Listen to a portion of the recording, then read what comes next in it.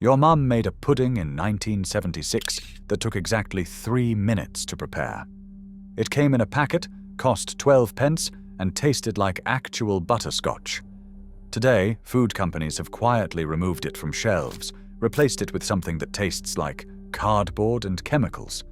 Number 14 on this list was served at every single children's birthday party in Britain for an entire decade.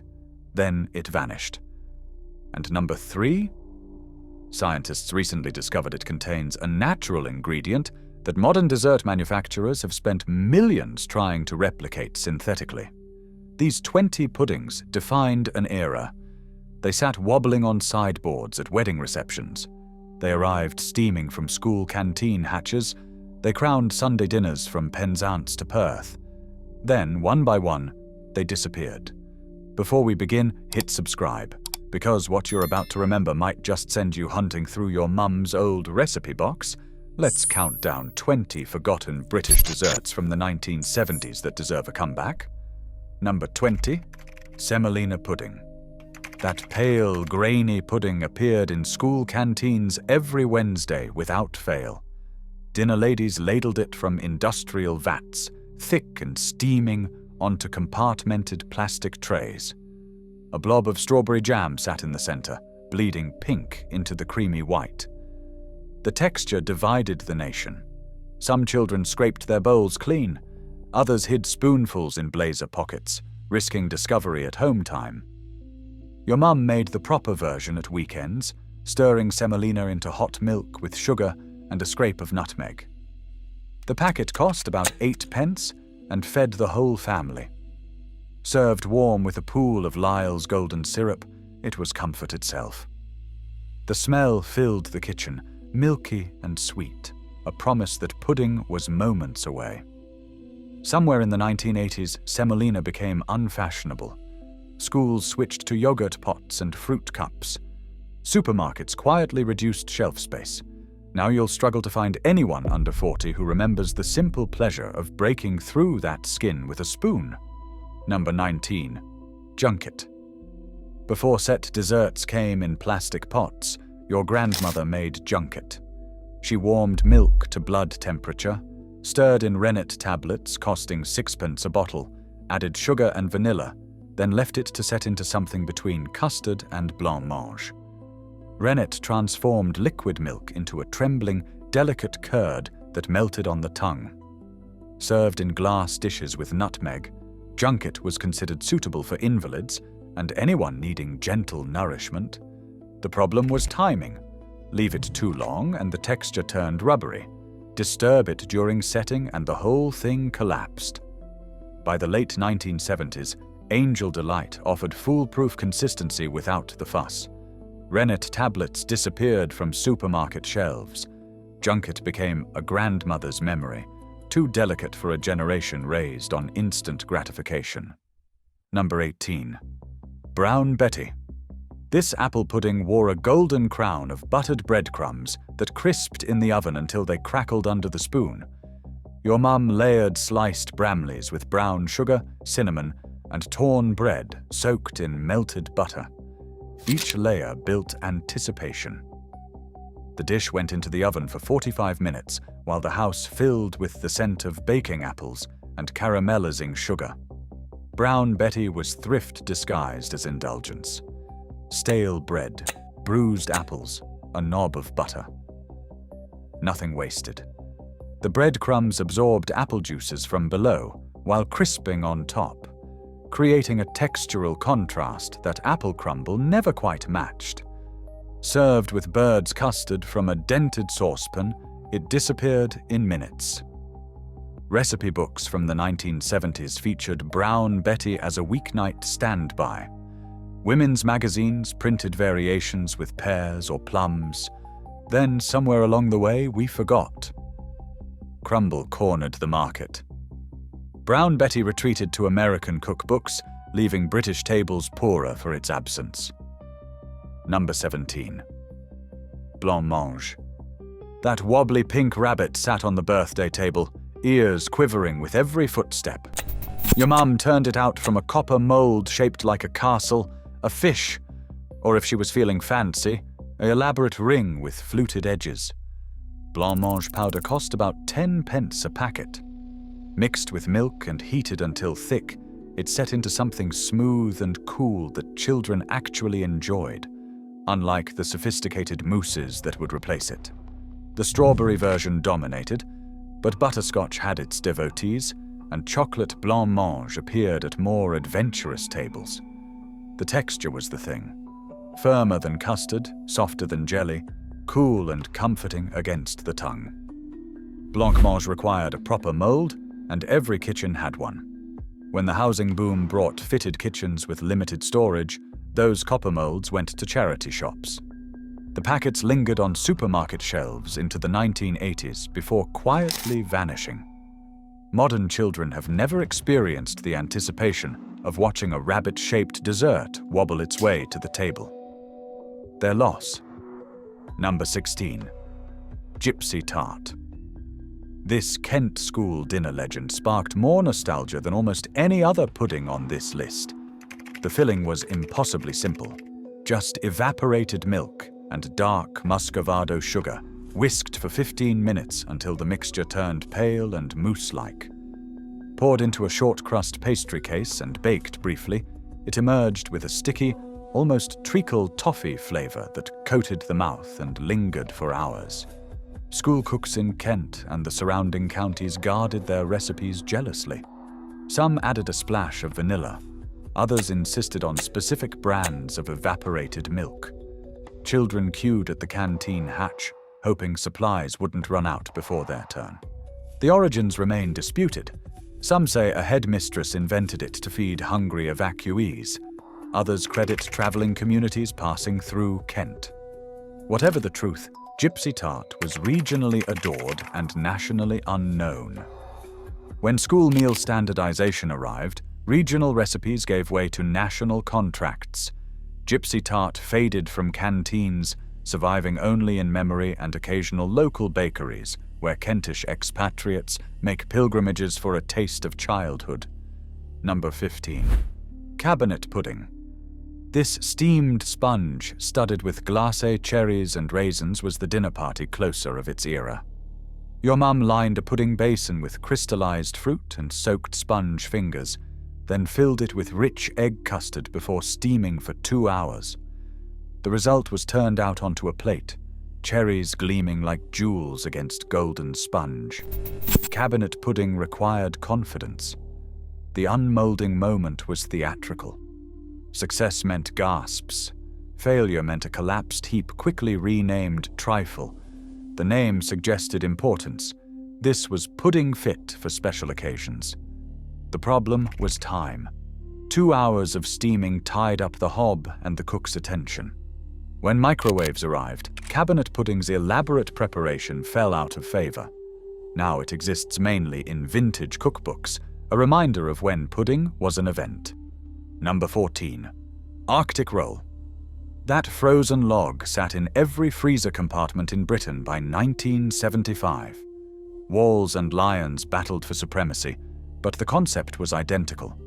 A cylinder of vanilla ice cream wrapped in thin sponge cake, with a ribbon of raspberry jam running through the center.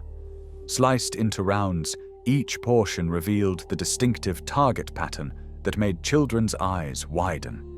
The texture combination was revolutionary. Soft, yielding sponge against frozen ice cream. The jam added sweetness and color. A family-sized roll cost about 45 pence and served 8, making it the affordable centerpiece of birthday teas across the nation. The ritual was fixed. Remove from freezer, wait precisely 5 minutes, slice with a sharp knife dipped in hot water. Too frozen and the sponge shattered. Too soft and the slices collapsed. Every mum knew the timing by instinct. Then Viennetta arrived in 1982 with its fancy waves, and Arctic roll suddenly looked dowdy. By the 1990s, supermarket freezers had abandoned it. Occasional nostalgic revivals appear, but they never taste quite the same. That simple cylinder of joy deserves permanent resurrection. First pattern break. Here's where things get interesting. Your grandmother knew something about 1970s convenience desserts, that would shock modern nutritionists. Many of those instant puddings contained real ingredients. Angel Delight's original formula used actual milk proteins. Instant custard powder relied on corn flour and egg solids. Even the despised Butterscotch instant whip contained recognizable dairy. When manufacturers reformulated for longer shelf life and cheaper production, they swapped real for artificial. The newer versions technically last longer and cost less to make, but taste them side by side with an original 1970s recipe, and the difference is stark. We didn't abandon these desserts because they were inferior. We abandoned them because the improved versions weren't worth eating. Meanwhile, those original formulas are lost to corporate filing cabinets, and a generation wonders why nothing tastes like it used to. Number 13. Peach Melba. Auguste Escoffier created this in 1892 for the opera singer Nellie Melba. By the 1970s, it had trickled down to Bernie-Inn menus and ambitious home cooks across Britain. A ripe peach half, ideally poached but often tinned, sat on vanilla ice cream, draped in raspberry sauce. The combination looked sophisticated with minimal effort. Your mum served it in those cut-glass sundae dishes that came free with petrol station stamps, a paper doily underneath for elegance. A tin of peach halves cost about 15 pence. Raspberry sauce was made from jam pushed through a sieve, or, for the advanced cook, from frozen raspberries with a spoon of icing sugar. The whole dessert took 5 minutes but looked like an hour's work. Restaurant menus listed it as a premium option. Guests at dinner parties felt genuinely impressed. Then Nouvelle Cuisine arrived. Portions shrank, and raspberry coulis replaced raspberry sauce. Peach Melba became associated with outdated formality, banished alongside prawn cocktail and Black Forest Gateau. It deserves revival. That combination of fruit, cream, and sauce remains genuinely delicious, regardless of fashion. Number 12. Chocolate concrete. No discussion of 1970s school puddings is complete without this canteen legend. Dense, chewy, and probably capable of breaking teeth if served cold, chocolate concrete was a phenomenon unique to British school dinners. The recipe was industrial baking at its most utilitarian.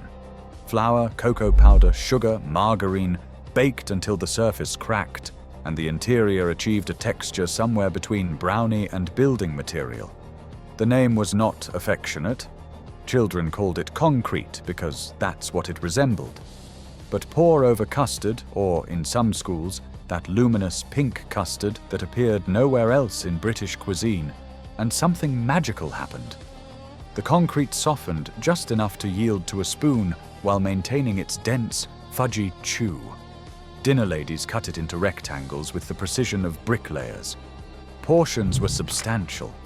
Seconds were rare but treasured. When school meal reforms arrived, chocolate concrete failed to meet nutritional guidelines. Its replacement, some forgettable brownie from a catering pack, satisfied bureaucrats but disappointed children. Those who remember it spend decades searching for recipes that never quite match the canteen original. Number 11. Rum baba. This yeast cake soaked in rum syrup represented continental sophistication in 1970s Britain. Your mum bought them from Marks and Spencer, or made them from Good Housekeeping recipes. The dough was enriched with eggs and butter, baked in individual molds, then drenched with syrup spiked with dark rum. Rum babas arrived at the table with whipped cream and a glacé cherry, looking like something from a Parisian patisserie. The texture was unique, not quite cake, not quite pudding, but something sodden and sweet and Moorish. Supermarkets stocked them ready-made in plastic containers. Then Black Forest Gateau fatigue brought a retreat from elaborate desserts.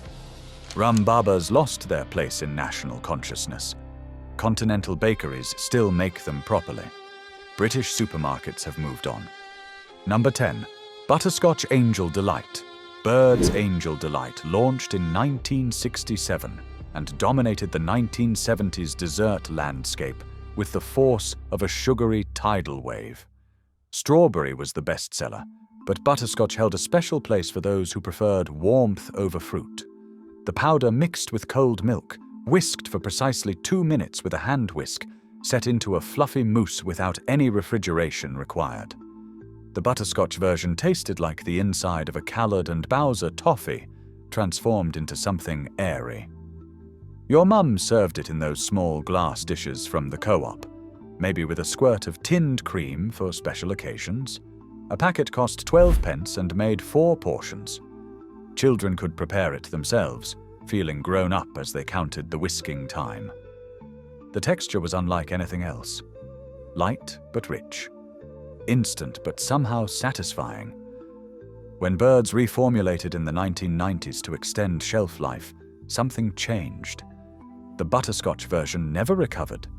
It lingers on supermarket shelves but tastes like a shadow of itself. Those who remember the original know the difference, and they mourn. Number 9. Manchester Tart. Another school dinner legend, this pastry case held a layer of raspberry jam, a spread of custard, and a snowdrift of desiccated coconut on top. Regional variations existed. Some schools added a glacé cherry, others used strawberry jam. The custard might be thick or runny, depending on the dinner lady's mood, but the essential Manchester Tart was simple, sweet, and universally beloved. Children ate around the edges first, saving the jammy center for last. The coconut stuck to teeth and lips, a sweet aftermath that lasted through afternoon lessons. Your mum could make it at home easily. A blind-baked pastry case, a spread of jam, a pour of bird's custard, a shower of coconut. 10 minutes of effort for a dessert that disappeared in seconds. Unlike Gypsy Tart, Manchester Tart had no mysterious origins. It was named for the city, served across the north, and gradually migrated south through the shared culture of school dinners. When school meals changed, Manchester Tart retreated to nostalgic Facebook groups and occasional bakery revivals. The coconut custard jam combination remains perfect. It just needs someone to bring it back properly. Number 8. Baked Alaska. This was the showstopper, the ultimate 1970s dinner party finale. Ice cream sat on a sponge base, encased in meringue, then baked in a screaming hot oven for exactly 3 minutes. Science made it possible. The meringue insulated the ice cream, which stayed frozen while the exterior browned. Your mum practiced the timing secretly before attempting it for guests. Get it wrong, and you served soup. Get it right, and you earned applause. The drama was intentional. Baked Alaska arrived at the table immediately, still warm. The meringue peaks toasted golden, while the interior remained miraculously cold. Guests who understood the technique were impressed by the skill. Those who didn't assumed witchcraft. Recipe books dedicated entire pages to the method. Women's magazines ran features every December promising to demystify the process. Then ice cream cakes and frozen Gateau flooded supermarkets, offering similar impact without the risk. Baked Alaska retreated to restaurant menus and disappeared from home kitchens. The theatrical pleasure of serving something impossible has been replaced by the safety of store-bought. We lost something important when we stopped being willing to fail spectacularly in pursuit of dessert. Second pattern break. The truth about school puddings. Those canteen desserts weren't just cheap ways to fill children up. The dinner ladies who made them followed recipes developed by nutritionists. Ministry of Education guidelines specified calorie counts and nutritional balance. Chocolate concrete provided energy. Custard delivered calcium. Sponge puddings added fiber. When reformers looked at school meals in the 1980s, they saw sugar and fat. They missed the context. Working-class children often ate their most nutritious meal at school. Those heavy puddings weren't failures of imagination. They were deliberate attempts to send children home properly fed. We reformed school meals based on middle-class assumptions about what children ate at home. The results were lighter options that often went uneaten, and a generation who remember chocolate concrete with more affection than any salad bar. Number 7. Pineapple upside-down cake. Those tinned pineapple rings, arranged in a pattern with glacé cherries in their centers, defined this cake's appearance. Your mum spread butter and brown sugar in the cake tin, laid down the pineapple rings in precise formation, poured sponge batter over the top, and baked until the house smelled of tropical caramel. The magic happened when she turned it out. That buttery sugar base became a gleaming, sticky topping, the pineapple rings glistening like edible jewels. A tin of pineapple rings cost about 18 pence. The cake fed 8 people. The leftovers, if there were any, improved overnight as the juices soaked deeper into the sponge. This was the cake that mothers brought to church fetes, that appeared at PTA meetings, that crowned children's birthday tables when chocolate felt too ordinary. American in origin but thoroughly adopted by British home bakers, pineapple upside-down cake represented the exotic maid, accessible. Tinned fruit from distant places transformed by British baking into something wonderful. Then fresh pineapples became affordable, and tinned rings seemed old-fashioned. The cake faded from fashion, replaced by nothing in particular. It awaits rediscovery. Number 6. Spotted Dick. Yes, it survived beyond the 1970s, but that decade was its golden age. This sweet pudding, studded with currants and steamed for hours, was the Sunday lunch finale across Britain. The name caused schoolboy sniggers, but the taste silenced them. Dense, rich, sweet with dried fruit, Spotted Dick arrived at the table with custard and disappeared in minutes. Your mum wrapped the dough in cloth and boiled it or steamed it in a basin. The house filled with the warm smell of sweet and fruit. The custard was non-negotiable.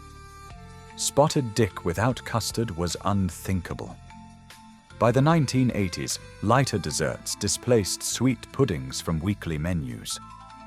Spotted Dick retreated to pub menus, more often discussed than actually eaten. A generation raised on yogurt has never experienced proper steamed sweet pudding. Number 5. Prune whip.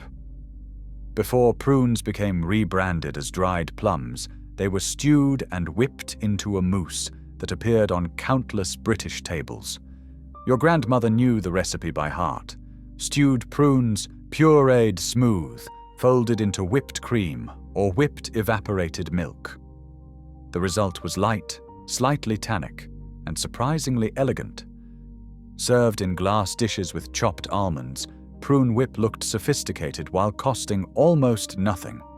A pound of prunes cost about 25 pence and made enough for multiple meals. Women's Institute recipe books recommended it for invalids and anyone needing gentle nutrition. The prunes' reputation problem killed it. By the 1980s, prunes were jokes about elderly digestive systems, not ingredients for elegant desserts. Prune whip vanished from menus. The underlying combination remains delicious. Someone needs to rebrand it. Number 4. Snowballs. These coconut-covered marshmallow domes were the tea-time treat every child recognized. Tunnock's dominated, but other manufacturers competed. A dome of soft marshmallow sat on a biscuit base, covered in chocolate and rolled in desiccated coconut that fell in a gentle blizzard with every bite. Your mum kept them in the biscuit tin for special occasions. They appeared at birthday parties alongside iced gems and party rings. The texture combination was perfect. Crisp biscuit, chewy marshmallow, snapping chocolate, and that shower of coconut. Snowballs survived longer than many items on this list, but have gradually disappeared from mainstream supermarkets. Tunnock's still makes them, but distribution has shrunk. Those of us who remember the coconut snowstorm that accompanied every bite know what children today are missing.